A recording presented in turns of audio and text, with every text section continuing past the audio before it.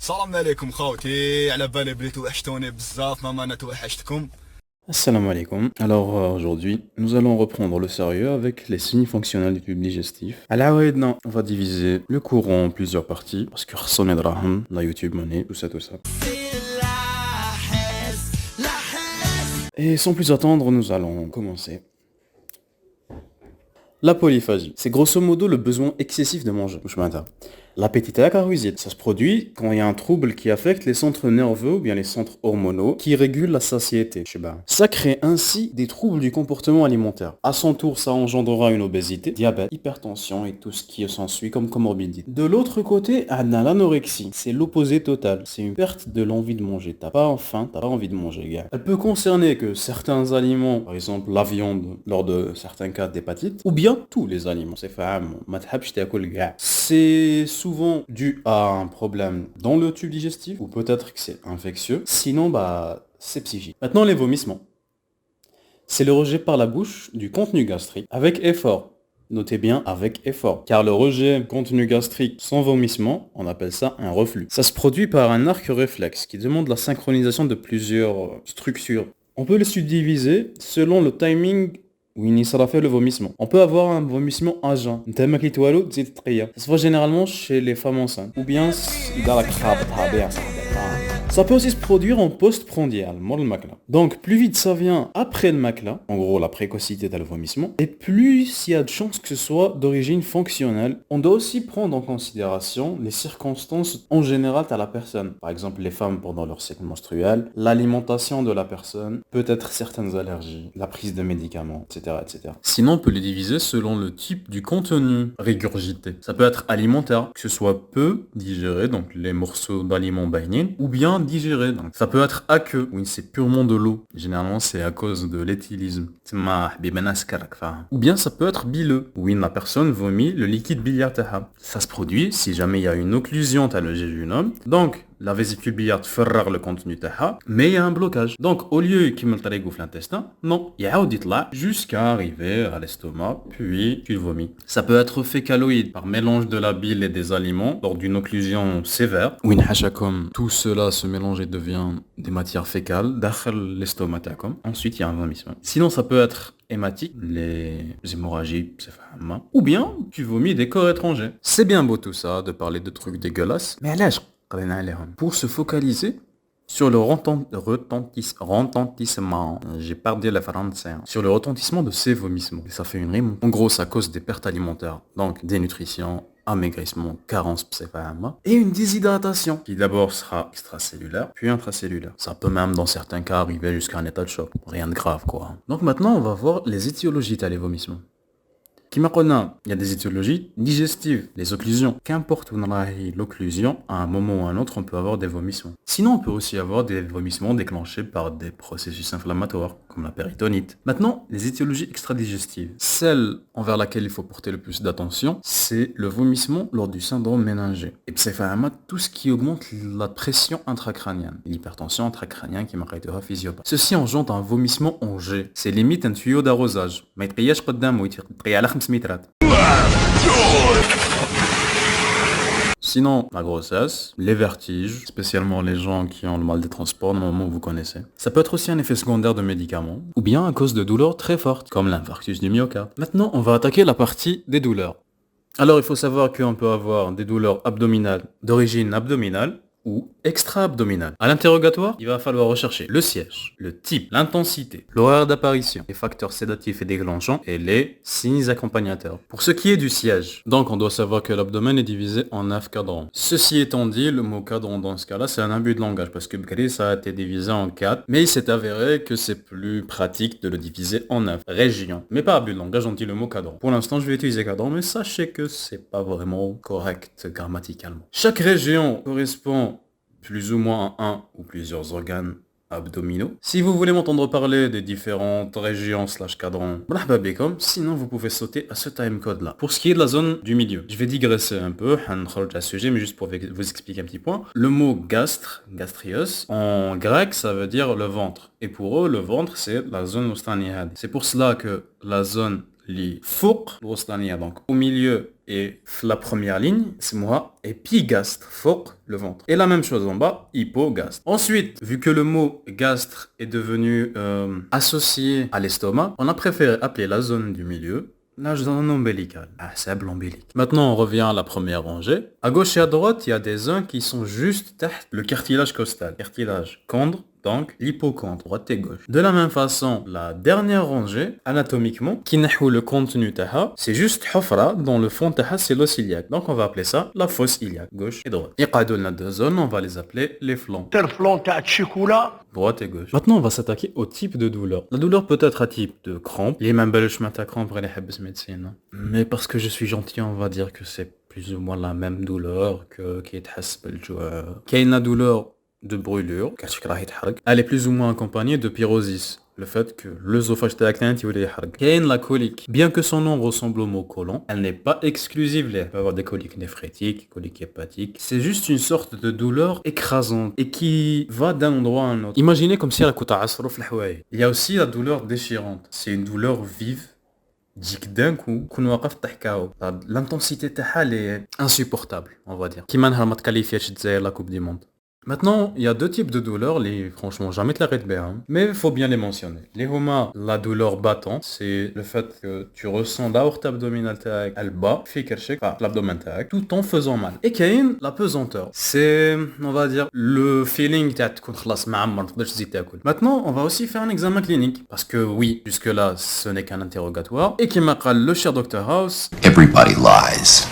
Donc ça serait bien de confirmer au champ du patient de nos propres moyens. Pour cela, on peut avoir recours à la palpation. On palpe l'abdomen région par région pour voir si ça redéclenche la douleur dont le patient nous a parlé. Il y a aussi certains points qui sont précis. Ce sont les points de Murphy et de McBurney. Ce qui est de Murphy, c'est la vésicule biliaire. Lors de la palpation, grosso modo, de là où il se rencontre l'hippocondre droit et la région épigastre. Anatomiquement, ça représente la vésicule biliaire, le bord inférieur du foie et le muscle grand droit de l'abdomen. Il y a aussi le point de McBurney. C'est à propos de l'appendice. Dans ce cas-là, il faut savoir que c'est pas toujours le point. On va avoir une appendice de siège ectopique, on va dire, qui n'est pas là où elle devrait être chez la majorité des gens. Mais là, on va parler du cas normal. La règle générale, c'est on trace une ligne entre l'épine iliaque antéro-supérieur et l'ombilic et on la divise en trois parties égales. Donc on aura le tiers le plus proche de l'épine iliaque, le tiers le plus proche de l'ombilic ou les flosses. Et le point de McBurney, généralement, il compte la fin du premier tiers. On peut aussi rechercher la douleur en faisant un toucher rectal, parce que normalement le toucher rectal il est indolore. Mais lors du toucher en soi, lors de la manœuvre, s'il y a une douleur, surtout au niveau du cul-de-sac de Douglas, je bégaye encore, désolé, on peut dire qu'il y a une irritation du péritoine, une péritonite. Et cette douleur s'appelle le cri de Douglas. Et bien sûr, vu que يحبوكم, le programme, la majorité des douleurs que vous allez voir lors de votre sus, avec leurs caractéristiques. On va commencer donc avec les douleurs gastriques. Comme leur nom l'indique, elles sont en rapport avec l'estomac, donc la région épigastrique. Alors on va commencer par la gastrite. Comme son nom l'indique, c'est une inflammation de la muqueuse gastrique. Généralement, elle est causée par une infection à Helicobacter pylori. Mais elle peut avoir d'autres étiologies, comme par exemple l'auto-immunité. Sachez que la douleur, dans ce cas-là, elle est assez présente et apparente si la gastrite est aiguë. Si jamais la gastrite est chronique, pas toujours à la même intensité. Alors, en cas de gastrite, ça sera des brûlures et parfois un pyrosis, qui seront localisées sans irradiation et n'évoluent pas dans le temps. Et vu que c'est une inflammation de la muqueuse gastrique, lors du repas et sécrétion du suc gastrique, cette inflammation va s'empirer. Et donc, comme facteur déclenchant, on aura les repas. Et comme facteur sédatif, on doit inhiber cette sécrétion. Et la première cible qu'on doit inhiber, c'est les cellules qui produisent de l'HCl. C'est pour ça que comme facteur sédatif, on a les pansements gastriques, les inhibiteurs de la pompe à protons. Comme examen complémentaire, lors de la gastrite, on doit réaliser une fibroscopie œsogastro-duodénale. C'est un examen endoscopique, littéralement d'khaltiouf la bouche du patient pour examiner l'estomac de l'intérieur et prélever quelques bouts par des biopsies pour confirmer le diagnostic. Cette gastrite peut engendrer un ulcère gastrique ou duodénal, le bulbe. Pourquoi duodénal? Parce que lors de la gastrite, il y a une sécrétion accrue à l'acidité, HCl, qui va endommager les cellules à le début du duodénum. Et ça va l'obliger, s'habituer pour s'adapter à se transformer en muqueuse gastrique. On appelle ça la métaplasie. Donc, cette douleur typique est rare. Donc, mes chigas, les ulcères auront cette douleur. Si vous avez devant vous une douleur typique, Allahumma barak, Sinon, il va falloir suspecter l'ulcère avec des facteurs de risque et d'autres signes. Alors, c'est une douleur à type de crampe. Maintenant, c'est kima kitkoun jian. Elle est épigastrique et irradie en barre vers les deux hippocampes. C'est que t'es égal à la première rangée. Ou là, elle peut aller juste vers un seul des deux. Elle est rythmée par les repas. Donc, elle est postprandiale. Voilà, elle est postprandiale parce qu'il y a sécrétion d'acidité gastrique. Et lorsque le bol alimentaire quittera la zone, tu auras de l'acidité. Mais il n'y aura plus d'aliments sur quoi agir. Donc l'acidité hadik t'acoule la muqueuse. En cas d'ulcère gastrique, généralement c'est 1h30 après les repas. Et en cas d'ulcère duodénal, c'est 4 heures. Biologiquement, le maclat rayah plus dans le duodénum que dans l'estomac. Son évolution, elle est périodique durant l'année. Parce que si jamais vous avez une douleur ulcéreuse typique, elle peut être là pendant un mois, on va dire, puis disparaître et revenir l'année prochaine. Comme facteur sédatif, on a la prise d'aliments, vu que ça aide à ce que l'acidité gastrique matacoulche la muqueuse, le repos et le pansement gastrique pour protéger la muqueuse et diminuer les sécrétions de l'acidité. Comme examen complémentaire, dernier, la fibroscopie pour voir l'ulcère et faire des biopsies en cas d'ulcère gastrique. En cas d'ulcère duodénal, généralement, on n'a pas besoin de faire des biopsies. Parce que les biopsies, en cas d'ulcère, servent juste à voir si ça n'a pas dégénéré en cancer. Et l'ulcère duodénal ne dégénère pas en cancer, donc ça va. Puisqu'on parle de cancer,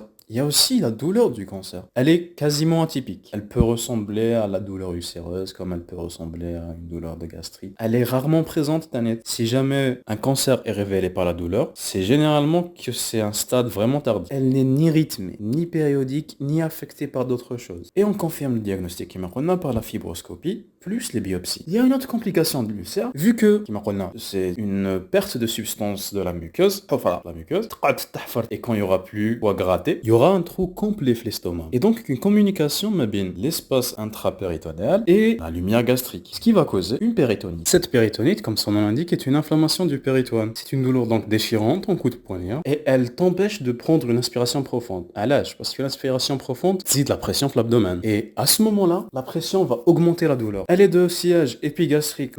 Ensuite, elle se diffuse vers l'abdomen, ce qui va causer une contracture. On va en parler un peu. Comme signe accompagnateur, on peut avoir des vomissements. On peut avoir un état de choc, soit causé initialement par la perforation hadique et donc un saignement, ou sinon, à distance, si jamais la péritonite a traîné, et cette fois à cause de la pullulation microbienne et du choc septique. Lors de l'examen clinique, on retrouve à Kimakolna une contracture abdominale, l'abdomen et ou l'yabs, ça sera un ventre de bois, la disparition de la matité hépatique, parce que la perforation indique elle a causé le passage de l'air de l'estomac vers l'espace péritonéal. Donc il y aura un tympanisme. On appelle ça le pneumopéritoine. Et bien sûr, Kimakolna, une douleur au toucher rectal, le cri de Douglas. Comme examen complémentaire, on aura recours à l'ASP. C'est un examen radiologique. Oui, comme son nom l'indique, abdomen sans préparation. Tu ne prépares pas ton patient. Direct par la radio. Oui, on va visualiser avec le pneumopéritoine par une clarté sous forme de croissant. On appelle ça le croissant gazeux interhépatico-diaphragmatique entre le diaphragme et le four. Bon, officiellement, l'ASP, elle est abandonnée. Elle doit être remplacée par la TDM. Mais dans certains terrains où il n'y a pas la possibilité de faire une TDM en urgence, que oui, c'est un rôle comme la péritonite, c'est une urgence chirurgicale. Au moment où il faut traiter le plus vite possible. Donc on a recours à l'ASP pour confirmer le diagnostic. Maintenant, on va parler des douleurs pancréatiques.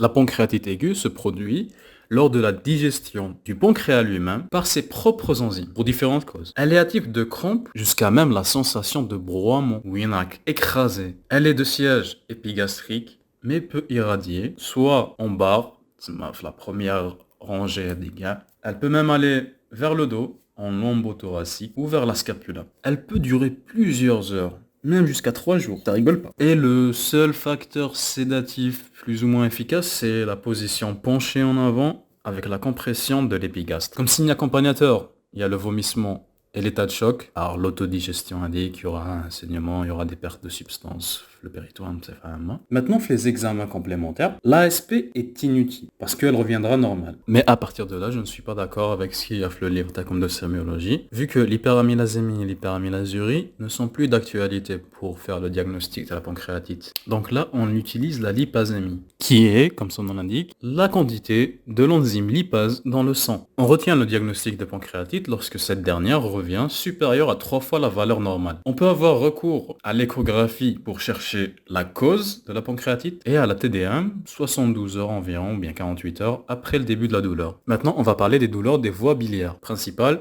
ou accessoires. Et dans ce cas-là, on utilisera lors de l'examen clinique la manœuvre de Murphy, précédemment. On peut avoir une douleur en rapport avec la vésicule biliaire à cause de la lithiase vésiculaire symptomatique. Parce que oui, elle peut être asymptomatique. La lithiase est le nom de la maladie qui est due au dépôt de calculs.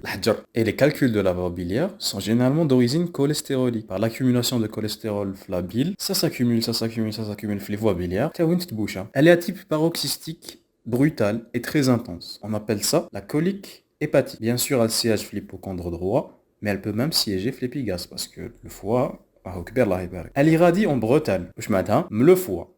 L'épaule droite, la scapula droite. Et vu que les calculs sont majoritairement causés par le dépôt de cholestérol, les repas gras favorisent l'apparition des calculs. Comme signe accompagnateur, on peut avoir nausées, vomissements. Et si jamais le calcul a tardé et qu'il y a une infection aux alentours et une inflammation, on appellera ça une cholécystite aiguë. Et on aura donc comme signe accompagnateur de la fièvre. Les examens complémentaires, on peut utiliser la cholécystographie qui est l'ingestion d'un produit de contraste qui va être éliminé par les voies biliaires pour la voir à la radio. Mais actuellement, on préfère l'échographie pour visualiser les calculs et les voies biliaires. Pour ce qui est de la douleur cholédocielle, elle est en rapport avec le canal cholédoque. Ces caractéristiques sont plus ou moins les mêmes que la douleur vésiculaire. Sauf que, dans ce cas-là, vu que le cholédoque, c'est la voie biliaire principale, donc il y aura accumulation de bile, fait reflux vers le foie, et donc un syndrome de cholestase, qui va engendrer un ictère. Donc vous vous demandez sûrement à l'âge, les caractéristiques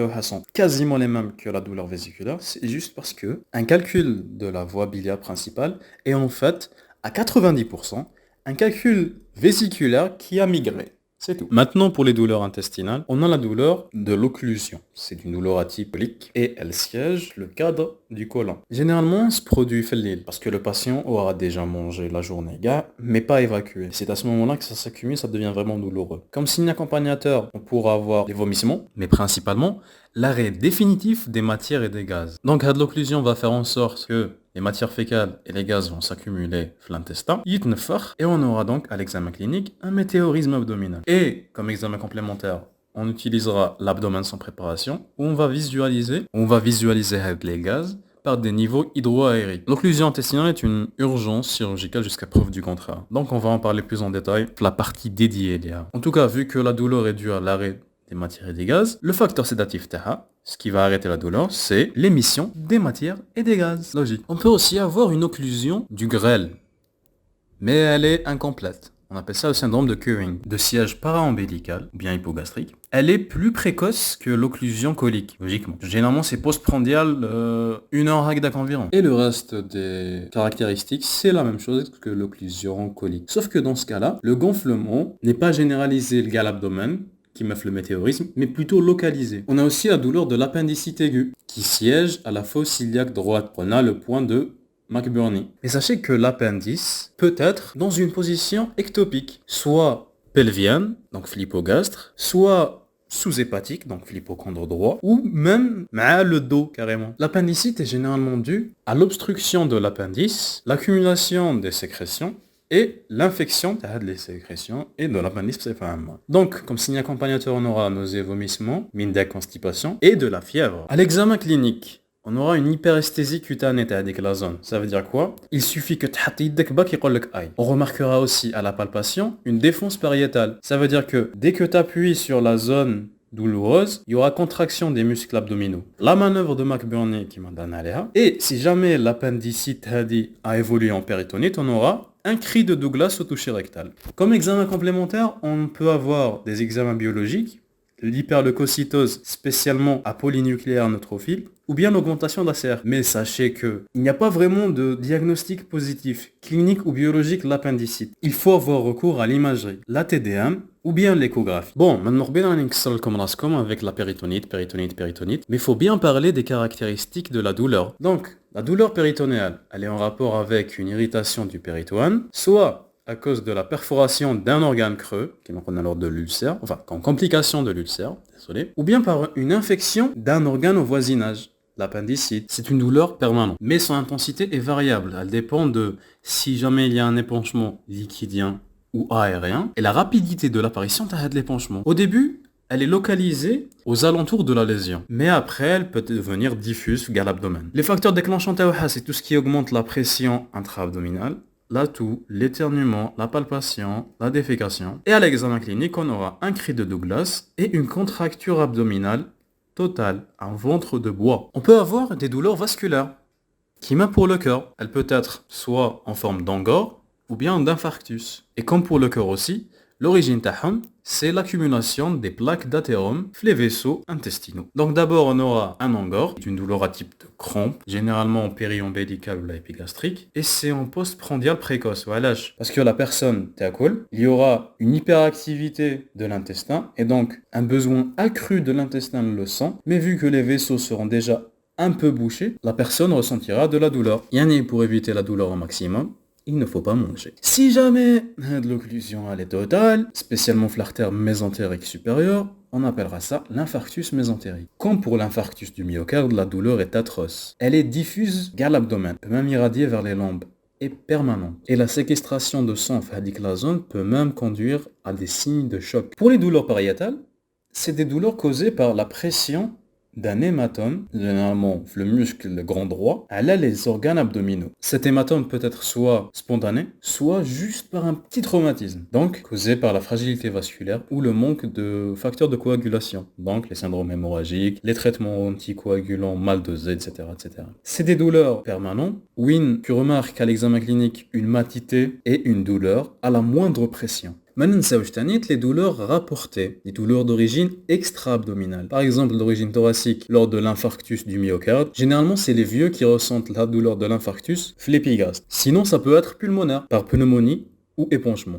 Spécialement les zones basales, où il y a un contact étroit avec le diaphragme. Ça peut être d'origine génitale, chez la femme surtout, l'utérus parce que là à côté, ou bien d'origine vertébrale, les lombalgies. Et pour finir, il y a aussi des douleurs d'origine métabolique, lors du saturnisme par exemple, à cause de l'accumulation du plomb, ou bien d'origine neurologique. Normalement, nous en avons terminé avec la première partie les signes fonctionnels. J'espère que ça vous a été bénéfique, et révisez bien en attendant la prochaine vidéo. Ciao.